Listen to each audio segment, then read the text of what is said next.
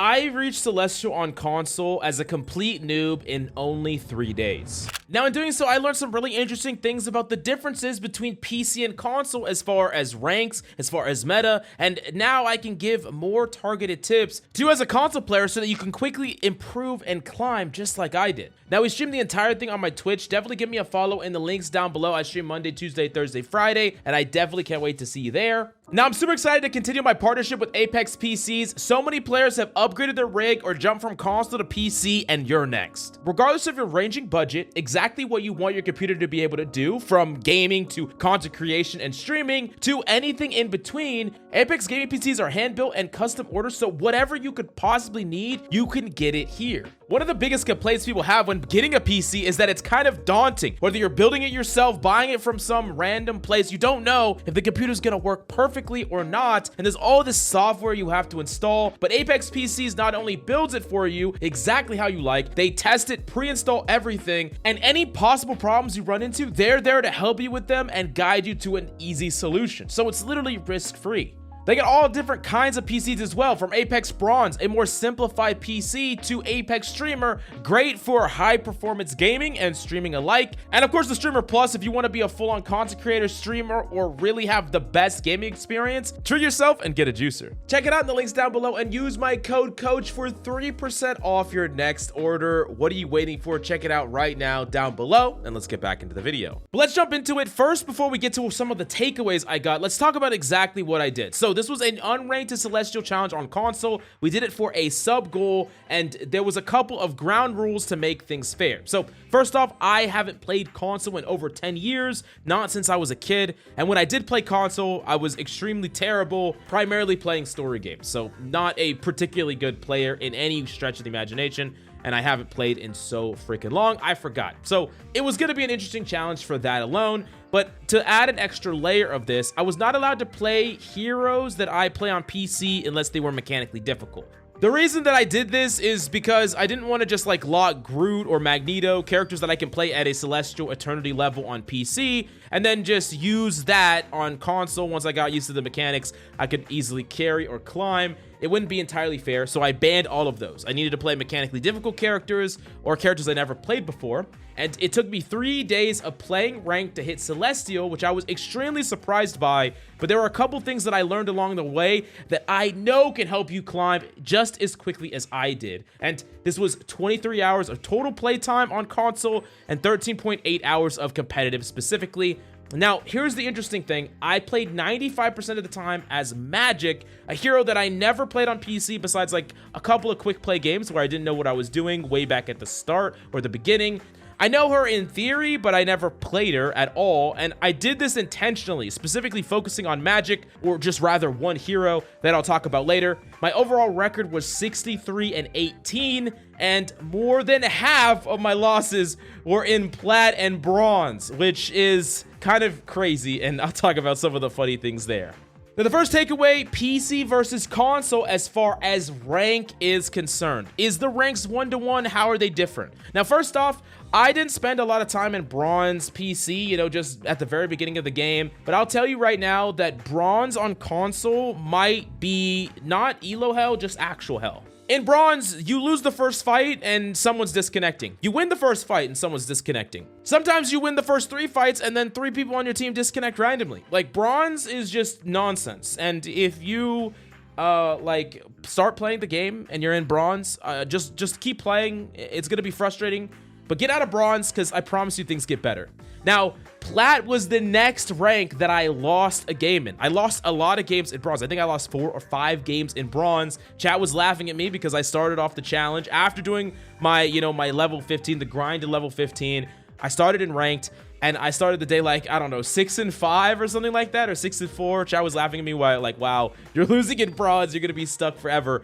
And at this point, I was scared when I lost 4 in Bronze, but I didn't lose again until Plat. I didn't lose a game in Silver. I didn't lose a game in Gold. I didn't have any DCs in these ranks.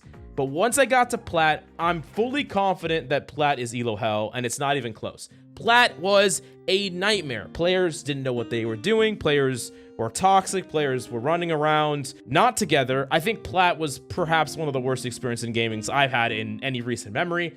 But then in Diamond and low GM, I once again barely lost any games. So the vast majority of my games that I lost were in Bronze and were in Plat. Now, besides Bronze, I was actually impressed by the similarities in ranked across PC and console. Players across the board feel about the same in skill from a macro point of view, as far as game understanding, pushing and pulling, ultimates, and things like that. But I did notice some slight differences in the picks of players, like what heroes they're picking, and then the general mechanical skill of players. I think that I was taking slightly less damage in the open in an equal rank against characters like Hello when people did play them, which was pretty rare. The mechanical skill was just, less on average, which is understandable. But other than that, it felt about the same. The ranks felt about the same. And I'll get to more detail about what that means later on. The next thing is about the meta, PC versus console. This is where I saw the biggest departure. There was a lot of differences in meta, and I think that this really opened my eyes as far as my tier lists are concerned, and as far as like the general balance of the game and how it's affecting PC and console differently. So first off, there was a massive lack in hit scan heroes, low Punishers, not that many Punishers, very little Hellas, almost no Black Widows, just hit scan heroes especially, very low, and this also includes Hawkeye. I know he's projectile, but I almost saw no Hawkeye at all. There's a massive rise in flyers. Like, flyers were either banned or played in almost every game, and I made it a habit to ban them because, of course, I'm playing Magic, and that's one of my strategies is that I always ban the things I couldn't interact with. Flyers were the things I couldn't really interact with very well on them, so I'm always banning Iron Man specifically. That was the hero that I always specifically banned, and then Penny was another hero I banned, which we'll talk about more in a second, but I always banned around my hero specifically. There was also a rise in dive melee DPS. Like, there was more magics than I saw on PC. There was a ton of Black Panthers and a lot of Spider-Men as well. A lot of dive melee DPS. I believe it's because they're probably just easier to play on controller, and other more hit scan mechanical characters like Hela and stuff, you're just not going to face as many good ones, so you can get away with more. You're not going to be as targeted as much, and you can just replicate things about the same. Like, by the end of it, I felt like my Magic was good enough to the point where I probably could have just played Magic on PC with a controller, and I wouldn't be completely out of place. I might be not perfect, I might need some more practice, but I wouldn't feel completely out of place. But, I can't do that on Hela or something like that. And then the last thing that I noticed difference in meta was a rise in no-aim heroes. Like, a massive rise in no-aim heroes that I just don't see on PC nearly as much. Penny was like a meta character. Like, banned or played almost always on almost every map, on almost every rank, which is just wild. You don't see that on PC. People don't ban Penny. Like, they almost never ban Penny. Very, very rarely. Maybe on the symbiote map sometimes if they play a certain character, but it's very rare. And, people just don't really play Penny except for a specific couple of maps. So I was very, very shocked by that overall. Even in the higher elos, there was like that. A giant amount of Cloak, like a crazy amount of Cloak play, like just so much Cloak, so much Cloak over every other support. Cloak was played like a giant amount, and I was also scared of Cloaks because I just got beamed, and no matter where I was at, I would just get followed around by Cloaks. A lot of DPS cloaking that was actually good, getting a lot of value. And then Scarlet Witch was surprisingly seeing quite a bit of play as well. I saw some crazy Scarlet Witches that just dropped a whole bunch of kills. Now, this next category is called console annoyances. I don't really know what else to call it, but there was just some things I want to talk about as to do with console. First off is I was super awkward at the start, like at the very, very beginning. If I were to jump into ranked right away, I would have been terrible. But of course, I had to level up to level 15. But I'll tell you, in those quick plays and those death matches, doom matches that I was doing, I was just like a lost puppy. Like, I couldn't aim well, I couldn't look well, I couldn't do anything. Now, after the 10 hours-ish, I think about like 5 hours in, I felt pretty comfortable. And after the 10, 11 hours, I felt, reasonably comfortable. Still way worse than my, mouse and keyboard. But I felt very, very awkward at the start. Something I didn't expect, though, is that my hand hurt like a lot throughout the course of the challenge. I think you're not really supposed to buy a console and then hyper tense and play a super competitive game for, stretches of 10 hours every single day. I don't think so, but it was fine after, by the end of it, it was fine. It was just kind of funny that was happening. Now, something that was kind of frustrating is you can't change your ultimate binds. At least from my understanding, you can't take away pushing in both joysticks down to pop ult. Like, you can bind it to something else, but you can't take it away from that. Don't know why that's not fixable. Everything should be bindable. Devs, I'm gonna hit you up so we can get that fixed. That doesn't really make sense to me. Let me know if I'm misunderstanding that, by the way. Something that was very different has to do with communication, because I think across, at least from mid to high elo in PC, you always got reasonable communication. Even some of the lower elos, you get pretty good communication, or you get some communication. On freaking console, it was terrible. Like, the communication was absolutely awful. People would have open mics, you know, on their controller. I hear people, you know, talking to people in their house. I hear TVs. People are randomly singing, playing music, whistling. Nothing was helpful. No communication was helpful. I specifically like bought all this stuff so that I could communicate and stream could hear it and all this stuff. It was a complete waste of time. There's no point in it. And I kind of like that I did this challenge, because it makes me understand some of the tips I give to people on PC is not the same tips I'll give to someone on console. Like, not even remotely close. I truly believe that underneath Grandmaster, communicating is actually completely pointless. Like, completely pointless. And I'm not even that sold on it above Grandmaster either. The other thing that was weird is people would ban each other's heroes a ton, or ban for random reasons. Like, once again, like the Penny ban, I see like someone would pick, you know, Squirrel Girl and ban Penny. Like, why? I don't understand. It's nothing to do with you. They don't counter you in any way. I saw, you know, Squirrel Girl mains actively not want to ban a flyer. Like, I saw just some really weird bans that didn't really make any sense. A lot of people, I just felt like we're just going through the motion of bans, not banning intently. Every single game, I just had a couple of bans that I always went for. Iron Man, once he was banned, I typically banned Penny every single time. But that's because I played Magic, characters that specifically interact with me in a favorable way. Now, there are some other things that I wanted to talk about that were interesting about the console experience. First off, optimization was insanely good. Like, I only had a PS5. I didn't have a PS5 Pro. I decided not to get it. And I played on 120 hertz, and everything was crystal clear. Like, my old computer, before I bought my new one recently, had a 4060 Ti, and it had all this. It had 32 gigs of RAM and all this stuff. And that computer played the game so much worse than the PS5 is crazy. Technically way better equipment inside, but I think optimization is just king. You get a really true good experience. And I'm honestly gonna say, like, if you can't get a good computer, the console experience is just gonna be so much better. Like, it was just really optimized and smooth. Now, something else that I did, and there's a couple of question marks I have about this, is that I almost never filled and people filled around me. Like, the number one complaint I get from people just all over is that they never get to play what they want to play. They're always filling. But these are the 4 things that I did that made it so that I almost never filled, and I won a lot of my games. The first one is I selected my character instantly. The second thing I did is I banned around the hero. Like, I banned around what hero I played every single time, and maybe people could see that I'm not just banning for no reason. I'm banning really intently. I always walked out of spawn into the first fight no matter what. I didn't care what my composition looked like. It didn't matter. If we had 5 DPS, we had 5 DPS. Doesn't matter. I walked out and I performed quickly in the first fight. So I didn't walk out of spawn into a fight, get no value and die, and then do it again and again and again and go like 0 and 3. I made sure to perform right away. And if I walked out, did int, then I would actually swap. But I almost never allowed myself to do that. I always made sure that I would try to get some value. And because I did these 4 things, people almost always filled around me every single game. And I got to play Magic the vast majority of the time. I never had to fill. I only filled support like 3 times, I think. And I filled other characters a couple of times. I got target banned a couple of times, but very rarely. And this kind of gives me some questions. Like, I don't know really how the algorithm works, but I wonder if the game puts me in lobbies with people that do play other roles intentionally. Like, is that something that actually happens? I don't know. Like, there's a lot of question marks about the rank system, but I'm just curious as a person that, like, the profile says, hey, I only play DPS. Am I just being put with random teammates, or am I actually given a higher % chance of being put with people that fill or play tank or play support? I don't know, but it just I didn't have any of the experiences that people normally say about they never get to play what they play. I didn't even look at what my team picked for that first fight. I didn't even look. I just selected what I selected. And I always had a good team. Like, I had so many 2-2-2s. I always had 2 supports every single game. I don't know. That's something that's interesting. I want to hear your opinion about it down below.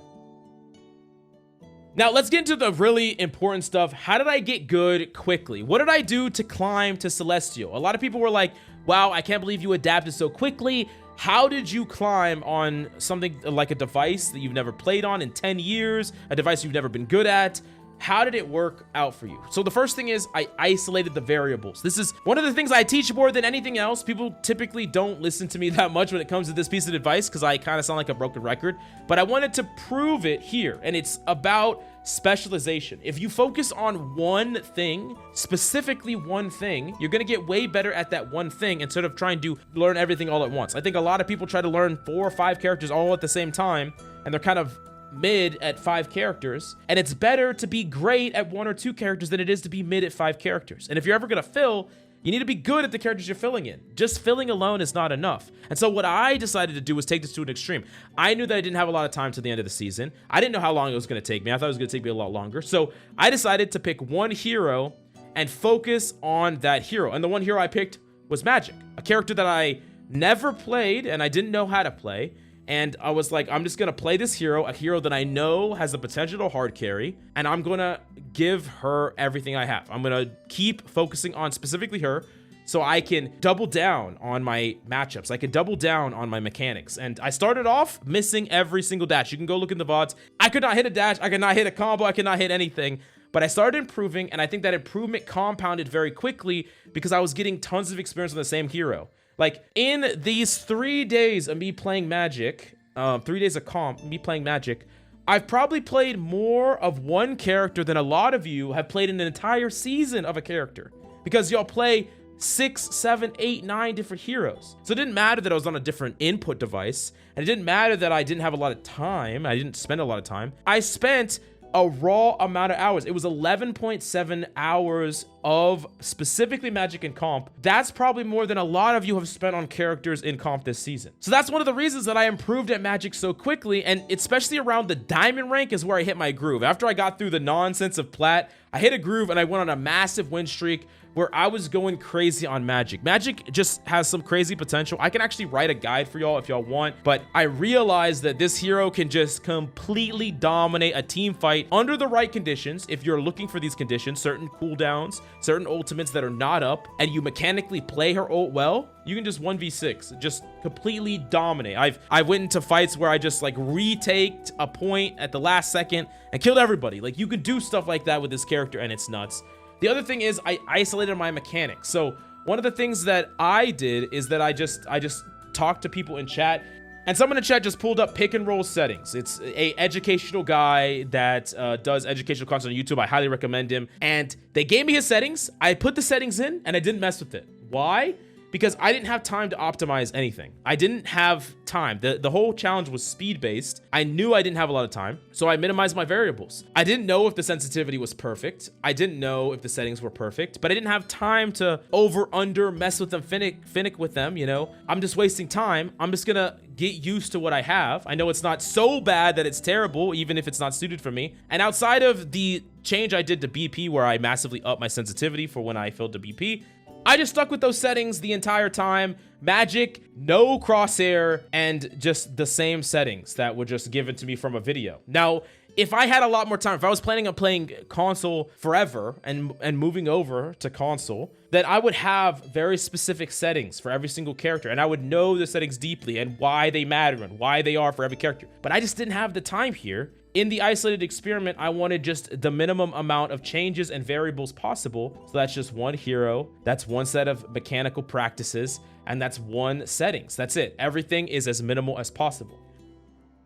Now, as far as climbing is concerned, what are my key tips for climbing, specifically for console players, but also just for everybody after going through this experience? Number one is I got a ton of value because players did not respect what I was capable of doing. Oftentimes, players would push into me. They would be too greedy. I think Magic is a character that's really good at punishing players that don't respect you. Like, you could be 1 HP on Magic and still kill somebody if you hit your dash, you hit your combo. But there are other characters that can do this as well, where you can almost just wait for enemies to make these mistakes and punish them. You're punishing greed or players that just feel like they get to do what they want to do. And instead of always just playing to run away or being afraid, being more calm under pressure. The other thing is focus on parts of a comp that you could impact versus what you can't. So when I was playing Magic, there's a lot of characters that I just couldn't do shit about. Like, there's divers that I can't really do anything about. There's flyers I can't really do anything about. And a lot of times they would get through the banning phase. So what did I do? Find places where I could impact the fight. Does this mean I am going to go try to assassinate support? Maybe.